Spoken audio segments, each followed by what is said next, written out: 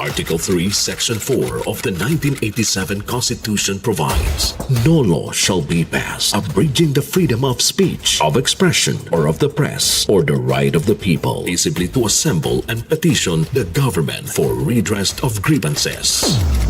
Maukini ang haligi ug sukaranan nga gibasihan ni ining tulumanon. Straight to the point. Tulumanon sa patas ug labas nga mga balita, interviews, investigative reports, undanon nga mga diskusyon ug di prinsipyo mga komentaryo. Straight to the point. Straight to the point. Kauban ng Cebu Metropolitan Catholic Mass Media Awards, Best Radio Commentator, Best Newspaper Columnist, and Best Public Affairs Anchor. Attorney Rufil Fernandez Banyok. Attorney Rufil Fernandez Banyok. Straight to the point. O karon, ania ang inyong anchorman. Promos aliquid adversus veritatem sed pro veritate. Wa kitay mahimo aron sa pagpakigbatok sa kamatuoran, kundili aron sa pagdapig sa kamatuoran. Straight to the point. Luzon, Visayas ug Mindanao, Pilipinas, og sa katawhan kutob sa mabot sa Tusibya sa tibuok kalibutan via internet. May buntag o kumusta live gikan sa Queen City of the South, Cebu City, Philippines. Welcome nining atong tulumanon ug inyong tulumanon. Straight to the point. Kinigya po niyo po sa kalagad sa kahanginan sa kasamang Rufil Fernandez Banyok. Mao'y paday makiguban kaninyo nining laing adlaw sa atong pagpakigbisog. Adlaw karon may gala nga Huwebes o gapit sa 14 na buwan mga higala sa Agosto tuig 2025. Straight to the point. Sa gihapon, natagantag pagtagad ang mga issues nga may labot ang lungsod. Nagbagang mga expose, nagunang mga reports. Dinhila maghapon mga higala sa atong pagaban-uban. Nining atong tulumanon ug inyong tulumanon. Straight to the point. Nagunas tumisgutanan karong nga buntaga mahigala. Bagyong Goryo nakagawas sa Pilipinas kagabi. Habagat maoy nakaapekto karon sa nasod. Straight to the point. Governor Pambari 4 gipikhan si 5th District Congressman Doc Frasco. Kabahin sa pagpalambo sa status sa Danao Provincial Hospital.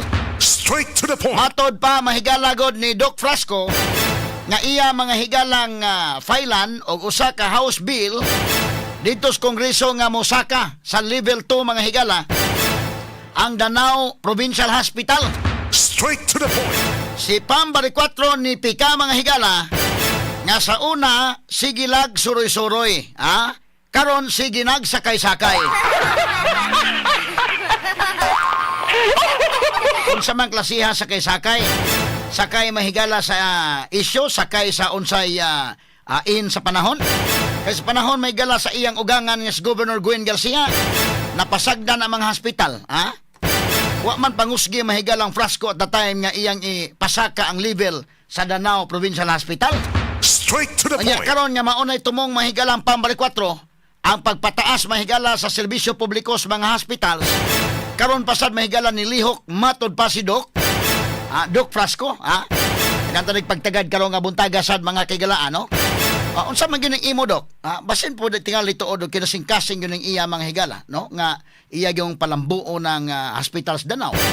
Pero mo lagi nang pangutanan dako nga unsa ba to imong ugangan kaniadto nga napabayaan man ni mga hospital unya wa man po nimo maatiman atong panahon na. Straight to the point. Nga karon na hinuon, karon pa man hinuon. Nga ni ana mahigala atimanon na ni Pambari 4. Karon pasag ka mo kunuhay mo atiman. Mo nang niingon may galas pa mga kaigalaan nya sa una suroy-suroy karon sakay-sakay.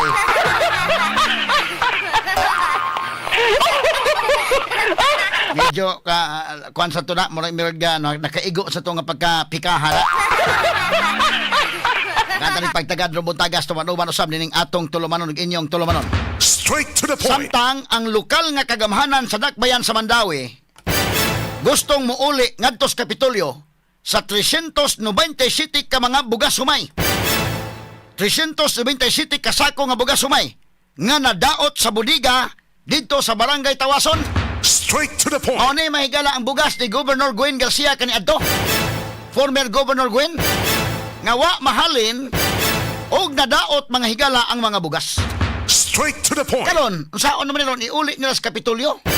Pagkausik in taon mga higala kadaghan in taon sa mga taong way gikaon.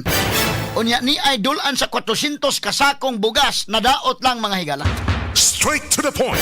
Katanig pagtagad karon nga buntaga, no? Kay ang Kapitolyo ni tataw nga dili na sila modawat sa maong bugas tungod kay maisip kini nga good as sold. Yagi tala ni katawa mahigala por bida no. Katalig pagtagad lubuntaga mga kaigalaan kay katungong panahon na ang gobernador si Gwen Garcia, ang mayor si Jonas Cortez. O sila to mahigala naga ila tong sabot no. Naunsa man pagkaunsa ang anong wa man ni mahalin o man ni ma-distribute sa mga tao nga tag 20 man kaha ang kilos ining maong bugas. Straight to the point. Sa ilang sugbo barato merkado. Naunsa man tong sugbo barato merkado. Ang ilagong mga policies adto mga kagalaan wa pod magkadimao. Ngano man adunay mga limitations daghan o kinsa tong sektor nga pwede ra makapalit unya ilimit lang 2 ka kilo ang mapalit. Napananglitan ikaw usa ka taga-bukid, mulugsong ka dito sa lugar din adto ibaligya kay wa man is merkado ni. Ang mga politiko may nahimo mahigalang mamaligya ani mong bugas. Kay sagol pa politika masad ni mga higala. Nan og taga-bukid ka mo plite kag dako-dakong plite. Unya 200 ka kilos mong madaang bugas sumay. Straight to the point. Alkansi ka sa plite. Straight to the Mo point. kana nga wa magkadimao ang ila mga higalang mga baga pamaagi, palisiya sa pagbaligya sa bugas. Wa magkadimao, sotuan, nadaot mga higala kining dulan sa 400 kasakong bugas humay. Straight to the point. Katalig pagtagad lubutaga mga kaigalaan kay ilang iuli is mandawin ingon pong kapitulyo oy nganong iuli nga good and sold naman na panahon pa man ang guwin. Yagi tala ni katawa may higala pero na sakit paminaon sa ato mga kaigsunan nga daghang mga igsuon nato nga way gikaon. Agbaw pagpangita og asay lungagon pero ni ay bugas mahigala ni Gwen Garcia nga giusik-usikan. Straight to the Katalig point. pagtagad lubutaga sa atong manuman usab nining atong tulumanon ug inyong tulumanon. Straight to the point. Samtang sa Pikas Bahin, good news alang sa mga lolo o mga lola dinhi sa Dakbayan sa Sugbo. Kay doon na tinguha karon nga patasan ang ilang tinuig nga financial assistance kung maprobahan ang usa ka sugyot. Sugyot pa lang na dili pa gyud na ingon nga approve na. Gisugyot pa lang. Yun na una lang nagbalita, may nalang malipay in town si lulog si lola. Samtang sa Pikas Bahin dito sa Kauluhan, Presidente Ferdinand Marcos Jr. ni pirma na sa balaod nun alang sa pagpospon sa barangay o sangguniang kabataan eleksyon. Ngadto na sa Nobyembre sa sunod tuig. Straight to the point. Unang Lunes sa Nobyembre sunod tuig. Ana usab sa balaod nga himuon na may galang 4 ka tuig ang matag termino sa barangay og SK officials. Straight to the So point. gikan sa tag 3 ka tuig moabot nag tag 4 ka tuig mga suking tigpaminaw. Ang problema ini ron kay og imong susihon wa po siguro nakasusi nila. Kana ra bang unang Lunes mahigalas Nobyembre next year. Kalag-kalag ra ba na? November 2 man na day. Porbida adlaw sa mga kalag. Adlaw sa mga kalag nya mag-eleksyon ta, kadelikado no, basi mubutar ang mga kalag ug kape.